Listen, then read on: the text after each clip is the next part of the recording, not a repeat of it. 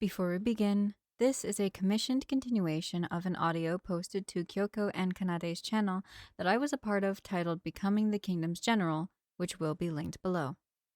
This audio can be listened to by itself with no previous context and still mostly makes sense, or you can watch the Kyoko and Kanade's video for context. With that being said, please enjoy.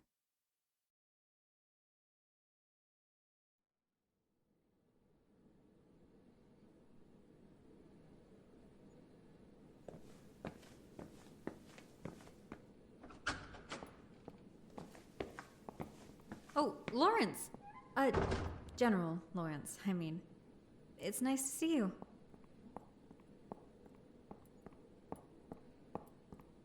I was actually just about to try and find you, so it's convenient to meet you here. I was hoping to talk to you when you get the time, so you can tell me about your battles. Of course, General, you can always decline.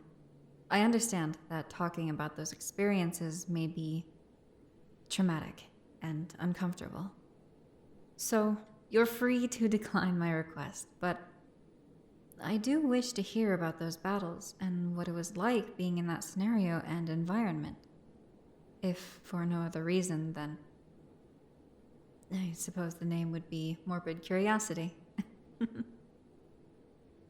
Is it possible you can meet with me whenever you're free next so that you could tell me about them? If you're busy now, I won't ask you to come with me right now. I didn't mean to make it sound like I needed you right now, General. Instead, how about having dinner later tonight at my manor to talk about it? Will that work for you? All right. My manor is just east of the castle, with much green land surrounding it. The only one to the east that has that space. You can't miss it. Meet me there at 8 p.m. for dinner? Thank you very much, General. I appreciate you taking time out of your schedule and indulging me. I'll see you tonight.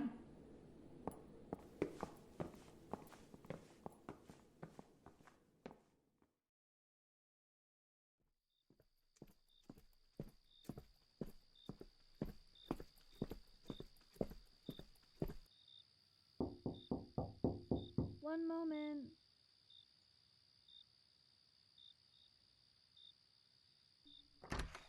General.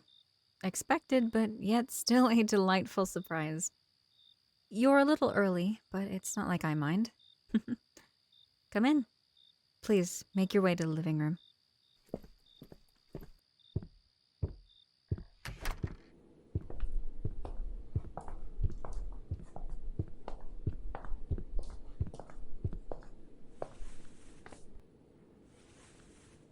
Unfortunately, you being a little early means that dinner isn't entirely done. I apologize for that. I told the chef that I would be having you, and they started when they estimated you would be arriving, so it would be done as soon as you got here. But with you arriving early, it doesn't matter. Do you mind any waiting a little for dinner? Thank you very much, General. You're such a kind soul. Well, how about we talk before? You can get a meal afterwards, and then go about your night after eating, yeah? All right. I can't say thank you enough for coming to talk with me about such an, I'm assuming, a difficult topic for you. Well, let's start off with the most recent battle you fought, and the battle you are best known for around the kingdom. Your battle against the Angdella barbarians that finished them off for good. I believe this one was named the Battle of Felic, correct, General? Thank you. When we were going to the war room together with Lieutenant Gerald, you showed some discomfort in talking about it, which is understandable completely, but I was hoping that you would be more open to talking about it in a private setting, such as a quiet home. Thank you, General. I do hope that you feel comfortable through this. As to how you defeated the barbarians, when I asked previously on our walk together, you said you studied their battle strategies and tactics. Which, of course, I won't doubt. You're a very smart man with a trained mind for this stuff. But could you really defeat a whole barbarian army, as well as killing their leader, I believe you did, with just the knowledge of their strategies? Ah, perhaps I know less than I thought about the battlefield. Shows my noble privilege there, doesn't it? Though, surely a good amount of it was that you were stronger than them physically, and could overpower them, as well as with strategy knowledge advantage. Other leaders always boast about how they win with muscle rather than brains.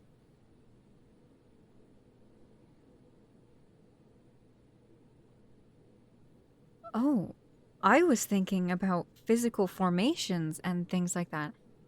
But you understood how they fight. So, if I am understanding you correctly, General, you studied the moves and techniques that they used in their combat?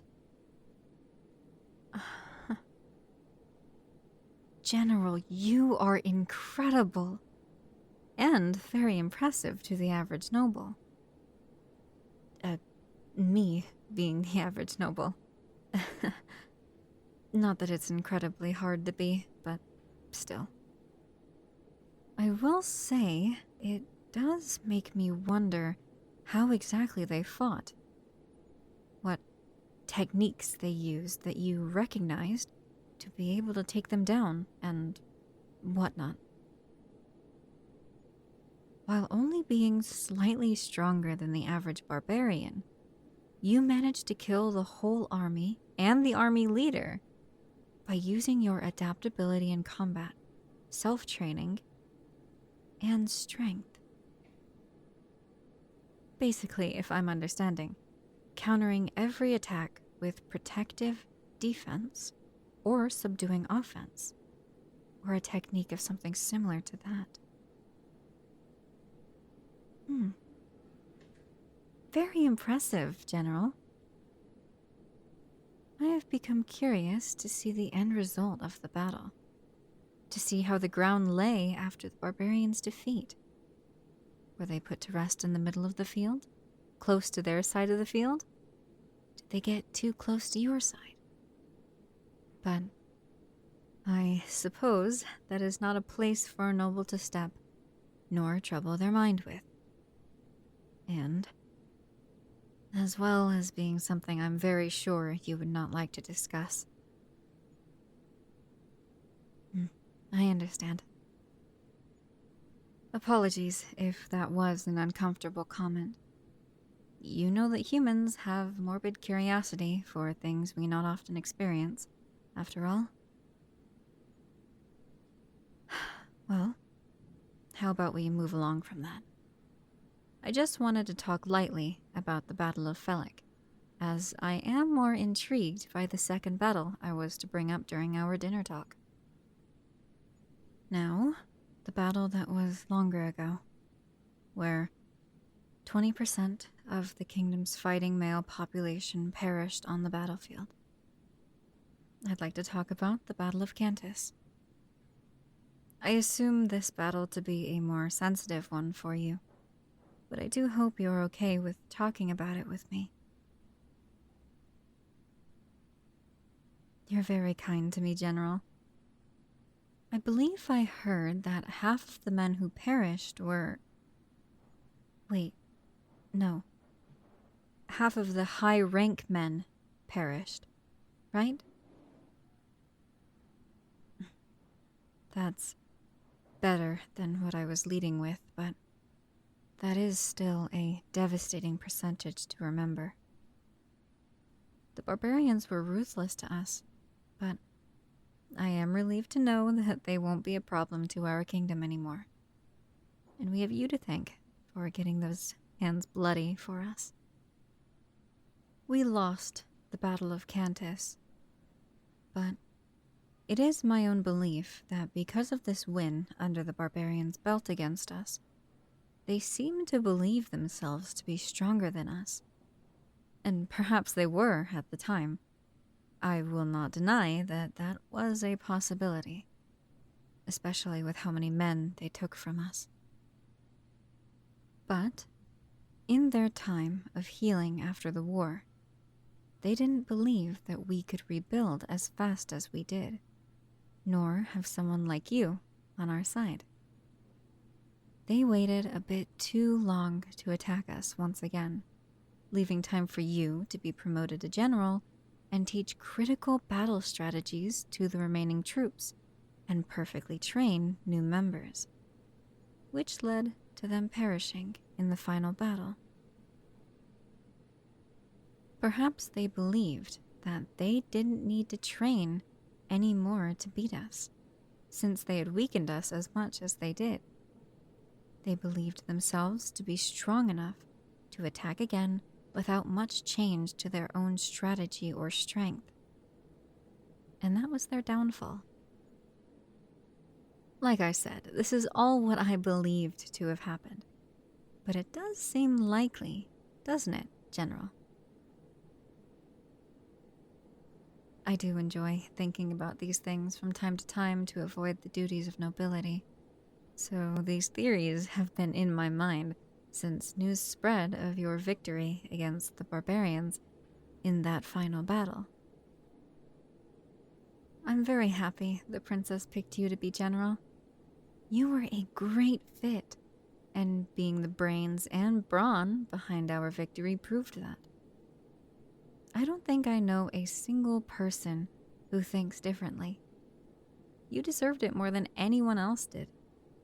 But you wouldn't have won if it was anyone else.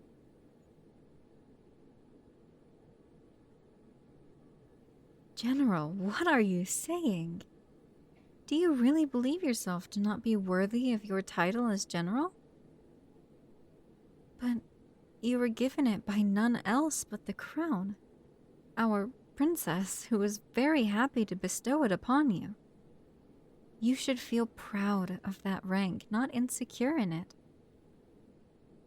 Most of the other leaders only use their strength to win in battles, at least from what they like to talk about after their battles. It's all about muscles, strength, power. But you're not like that. You're different in the best way. Your brain and brawn. Trust me, you completely deserve that rank. I do hope that you take that to heart. You deserve that title, and everyone is proud to call you it. Oh, that was the chef bell. That means that dinner is ready. We can talk more either during or after dinner if you would like, but let's go get some dinner. The chef gets understandably quite annoyed when I wait to go eat.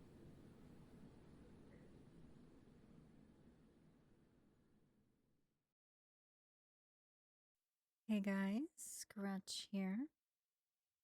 I enjoyed this one. I appreciate Kyoko and Kanade for including me in the first part and for the commissioner to be very sweet and commission this for me. So that's nice. I do hope that you guys enjoyed, even if you didn't go and watch the previous video, which I do highly recommend that you do because I enjoy. Oh, my C came on. Because I enjoyed doing it, and I'm sure everybody else included in that audio enjoyed it. And I think it's pretty alright. But yeah. If you like this video, like, comment, subscribe. Love and chapter comments, and you made it this far, so why not subscribe? Join the Patreon or the Discord. And yeah. Bye bye.